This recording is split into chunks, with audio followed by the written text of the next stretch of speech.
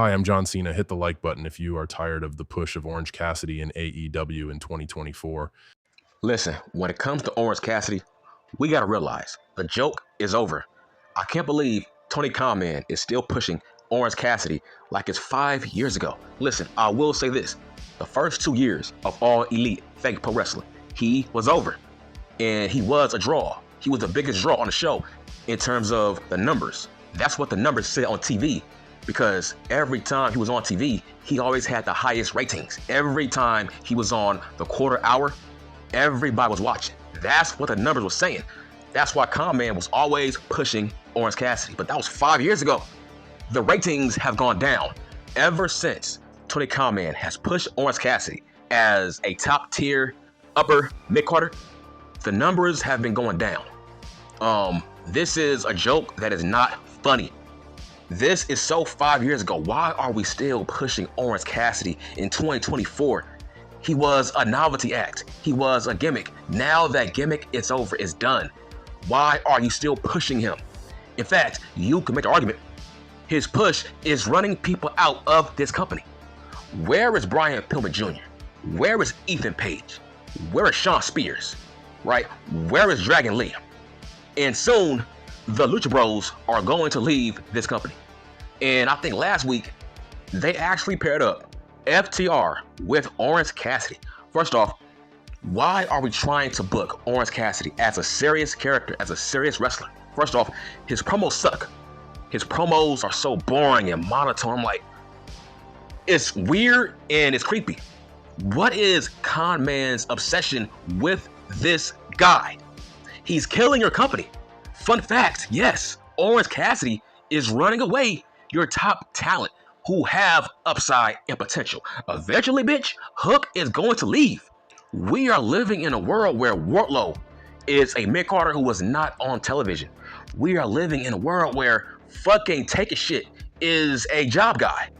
Orange Cassidy has a bigger push than Take a Shit. What about Roosh? Roosh is a high-class job guy to the stars. Let's say Roosh was to face Orange Cassidy one-on-one. Guess what? Roosh will lose. What if Big Cass was to wrestle Orange Cassidy? Guess what? Big Cass will lose.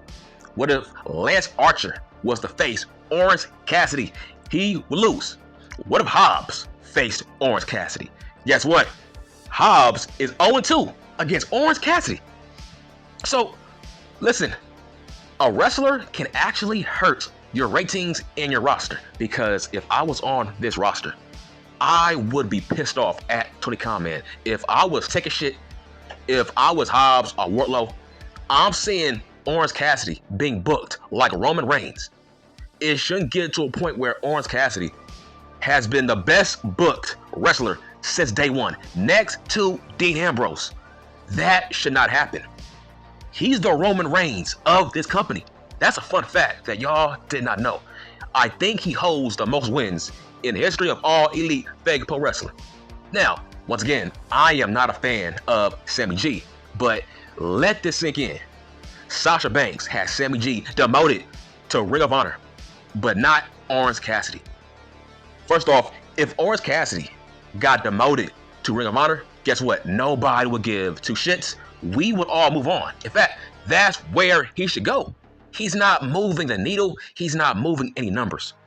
Like I said, the first 2 years, I can see why Con would push him, because he was a hot guy from YouTube. This dude was getting tons of views on his YouTube shorts. He was over on YouTube, but that was 5 years ago. Listen, it got to a point where Orange Cassidy, he always had the most YouTube views on their channel. Back on maybe 4 or 5 years ago, yeah. Orange Cassidy was getting the most views on that roster, but not anymore. Listen, you gotta read the room. You gotta focus on the numbers. Con always talks about stats and numbers. Even with the Jacksonville Jaguars, he always talks about stats and numbers. Well, the stats and numbers say Orange Cassidy, his YouTube views have gone down. His ratings on TV have gone down. What that means is when people watch Orange Cassidy on TV, we turn. His numbers have gone down. He's no longer the highest rated guy on the show. So with that being said, if this was the World Wrestling Federation, Vince McMahon would follow the numbers and the stats. If people are changing the channel every time you're on, guess what? Vince McMahon would keep you off TV once he got bored with you. What about Orange Cassidy? Why is he pushing Orange Cassidy as a serious wrestler? He's a joke. He's a novelty act. Yes, he was over 4 or 5 years ago, but that's in the past. This guy has not evolved. He has not evolved his character. The same wardrobe. It's the same gimmick. Since day one, he has not evolved. Now, you can make the argument he is a real pillar for this company. He should be a part of the 4 pillars. That's what he is. That guy is a pillar. He's Tony Khan's favorite motherfucking wrestler. You don't know all the wins he has gotten. Every time Orange Cassidy is on TV, I think he's going to win. That's not good. When a small man like Orange Cassidy, every time I see him wrestle, I think he's going to win.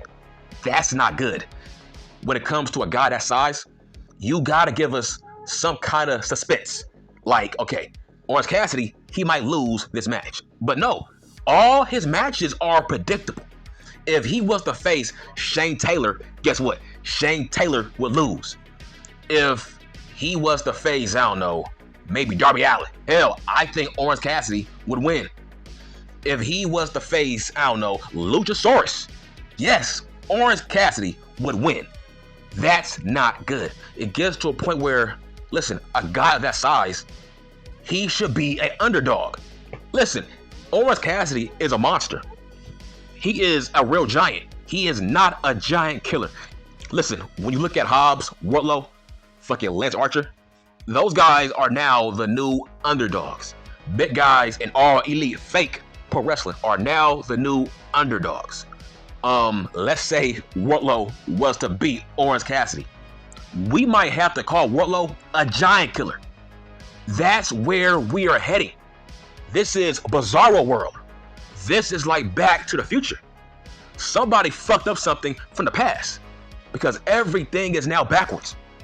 Somebody had to step on a goddamn bug because everything is backwards in the future. Because if Lance Archer is wrestling Will Ospreay, Lance Archer is the underdog in that match. Wow, that's the kind of world we are living in. If Powerhouse Hobbs was to face Orange Cassidy, Powerhouse Hobbs is an underdog. Everything is backwards in all elite wrestling. Small guys are now the new giants in that company, and you wonder why people are not watching. People cannot take your show seriously if 95% of your mega push talent are fucking 5'10", 5'8", 5'9", damn near 170. This is professional wrestling. This sport was made off the backs of Hulk Hogan, Savage, fucking Bruno Sammartino, giants, big guys. If we are watching your company and all we see are small men being pushed over big guys, you are not going to attract casuals. Let's say, how many viewers do they average every week now? They average over 600,000 now. I think those are hardcore fans. Those are their leftover hardcore fans. So last year, they were averaging over 800,000. Con man, with your shit booking and your mindset for fake pro wrestling, you have ran off over 250,000 viewers. You gotta change something, man. What the fuck is your problem? You are the problem. Your warped mindset is killing your company. Because, listen, having 1 hour matches, that's not going to bring back your old audience that you lost last year. That's not gonna happen. Having Max wrestle Will Ospreay for 1 hour, that's not going to bring back your lost viewers from last year. Are you sick? You gotta change something. It's not about the arenas. It's not about the commentary.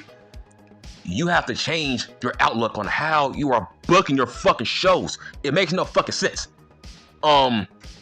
Every big guy is a jobber.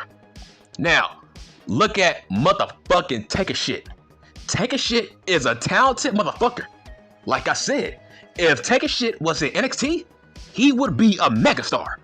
I swear to God, Take a Shit would be a mega star. Okay? He would be a world champion down in NXT after maybe 2 months. He would be their new Shinsuke. That's how hard Shawn Michaels would push Take a Shit. What about Hobbs? Hobbs would be booked strong on SmackDown. Just imagine Hobbs versus Cody Rhodes. Like I said, SmackDown has no more heels, okay? They have no more heels, and that is the thoughts of Triple H. So, if they brought in Hobbs, Hobbs would be a monster heel for Cody Rhodes. But let's get back to Orange Cassidy, man. My God, what world am I living in? Why am I the smartest motherfucker who talks professional wrestling? Am I lying? Every time I say Orange Cassidy, he has no business beating 7 foot tall big Cass. Okay, bitch? Do you get it? Do you get it? 5'8", Orange Cassidy. He has no business beating Powerhouse Hobbs. Do I need to repeat that? I don't care if times change. Okay, by your logic, times have changed for the worse because your numbers is going down every week. Listen carefully, you dumb bitch. Orange Cassidy has no business beating Big Cass clean. He has no business beating Ethan Page clean, which he did damn near 2 years ago. Yes, go and look it up. Orange Cassidy, he beat Ethan Page clean on Dynamite. Look where Ethan Page is at right now. That did not age well, now did it? That's my point. What if Orange Cassidy was in NXT? Would Shawn Michaels push him? Hell no. He would be a jobber. That's my point. Why are promising talent in All Elite Wrestling jobbers? Are close to being job guys. Yes, Ethan Page was a job guy. Listen, all I gotta say is the joke is over. It's not funny. Nobody cares about pockets. Nobody cares about putting your hands in your pockets. Okay? Nobody gives a fuck, okay? Nobody cares about pockets. It's an old joke. Why is he still around? Why is he on TV more than anybody else? He has a stronger push than Swerve Scott. He has a stronger push than Keith motherfucking Lee. He has a stronger push than Malachi Black. Dog, he is the longest reigning international champion of all time in All Elite Fake Pro Wrestling, whatever it's called. Listen, I don't care what that belt is called. He was the longest reigning champion of all time who held that belt. Let that sink in. Fun fact, Rey Fenix also held that belt for only 5 minutes, really. And now he is about to leave. That's my point.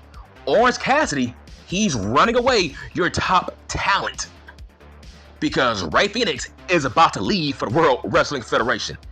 How about that? Orange Cassidy had a better run as champion than Rey Fenix. That's what we are talking about. He has no business being the Roman Reigns of All Elite Wrestling.